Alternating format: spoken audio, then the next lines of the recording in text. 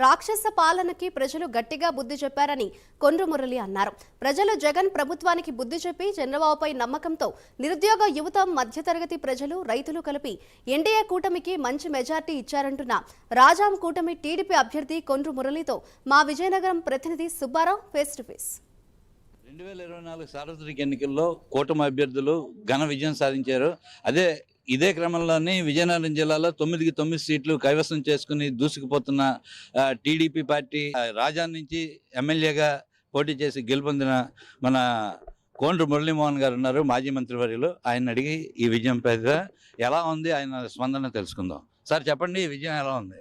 ఈ విజయం ఆంధ్రప్రదేశ్ ప్రజలది, రాష్ట్రంది, అలాగే మా నాయకుడు చంద్రబాబు నాయుడు గారిది, అలాగే లోకేష్ బాబు గారిది. యువతంతని కూడా ముందుకు తీసుకురావడానికి, అలాగే వాళ్ళలో ఉత్తేజం తీసుకురావడానికి అన్ని విధాలా మరి కష్టపడి ఈ రాష్ట్రంలో జరుగుతున్న అన్యాయాలన్నీ కూడా ప్రజలకు వివరించడం జరిగింది. ముఖ్యంగా యువత ఎక్కడెక్కడో పనిచేసుకున్న హైదరాబాదు, అలాగే బెంగళూరు, చెన్నైలో పనిచేస్తున్న యువత అయితే ఆంధ్రప్రదేశ్ బ్రాండ్ మొత్తం నాశనం అయిపోయింది జగన్మోహన్ రెడ్డి వల్ల.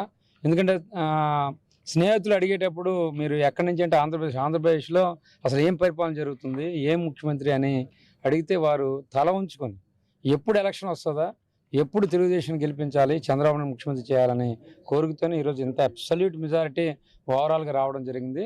అలాగే తెలుగుదేశం పార్టీ తోడుగా జనసేన పవన్ కళ్యాణ్ గారు అయితేనేమి, జన సైనికులు, అలాగే బీజేపీ అందరూ కూడా కష్టపడడం వల్ల ఇంత పెద్ద ఎత్తున విజయం రావడం జరిగింది. అయితే ఇక్కడ కూటమిలోని మొత్తం కూటమి ద్వారా ఉండేటువంటి ఏర్పడ్డ తర్వాత మొత్తం ఈ 8 జిల్లాల్లో ఇప్పటి వరకు వైసీపీ ఖాతా తెరవలేదు. సింగిల్ డిజిట్కి పరిమితం అవుతారా, లేకపోతే డబుల్ డిజిట్కి ఏం వెళ్తారా వైసీపీ? మేము ముందు నుంచి చెప్తున్నాం సింగిల్ డిజిటే జగన్మోహన్ రెడ్డిది అని. ఎందుకంటే ఎంత అనైతికంగా ఒక ప్రజాస్వామ్యాన్ని అపహాసం చేసిన ముఖ్యమంత్రి ఈ దేశంలో ఉండడు. ఈ దేశం ఇంత పెద్ద ఎత్తున మెజారిటీ వచ్చిన ముఖ్యమంత్రి ఇంత పెద్ద ఎత్తున ప్రజలు మళ్ళీ వెనక్కి తీసుకెళ్లారంటే మరి అంటే ఆయన అక్కడ ఆ పార్టీలో ఉన్న నాయకులు కానీ అలాగే వర్కర్స్ అందరూ కూడా ఈరోజు ఒకసారి మనం చేసుకోవాలి ఏ విధంగా పరిపాలన జరిగింది అనేది. సో జగన్మోహన్ రెడ్డి లాంటి వ్యక్తి ముఖ్యమంత్రికి కానీ అలాగే ప్రజాస్వామ్యానికి పనికిరాడు. ఓకే, ఇది ఇక్కడ పరిస్థితి.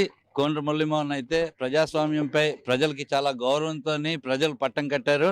ఇక్కడ రాష్ట్రంలో అభివృద్ధి చేయకుండా ఓన్లీ సంక్షేమాలతోనే కాలం నడిపిన ముఖ్యమంత్రికి అంత అబ్సల్యూట్ మెజారిటీ ఇచ్చి గతంలో గెలిపించారు. అదే రీతితో ఇక్కడ ఈరోజు ప్రజలైతే బుద్ధి చెప్పారని చెప్పారు. కెమెరామెన్ బాలకిషోర్తో సుబ్బారావు, ప్రైమ్9 న్యూస్, విజయనగరం.